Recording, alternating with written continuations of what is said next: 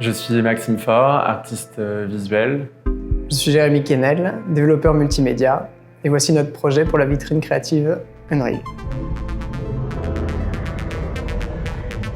C'est une exploration visuelle de différents mondes répétitifs et géométriques. On a vraiment voulu explorer le fait de dupliquer un objet, puis rester dans quelque chose de très ambiant et contemplatif.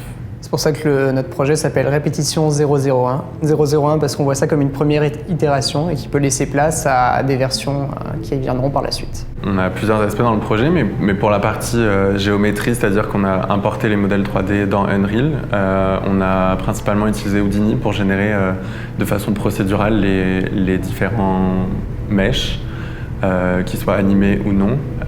Puis ensuite, on a utilisé le plugin Erizos, qui nous permet de créer un système de cloneur dans Unreal directement et de pouvoir l'animer en fait en temps réel.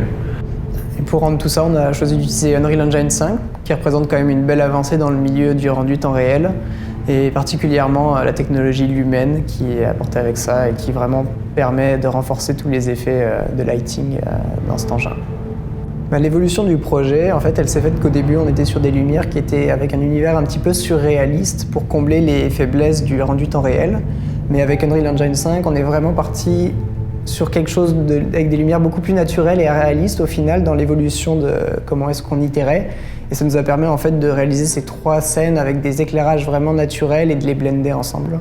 À propos du Lab 5G TELUS de Zoo, en fait, c'est vraiment un espace qui met à notre disposition différents outils et matériels. Et donc, dans la vision de répétition, où on a une idée d'itération, on pourrait vraiment imaginer apporter ce projet avec de nouveaux outils comme la réalité virtuelle ou la réalité augmentée. Mais ça nous permet aussi d'être en contact avec d'autres personnes et de challenger nos idées créatives avec d'autres artistes ou développeurs et ainsi pousser l'expérimentation à un autre niveau.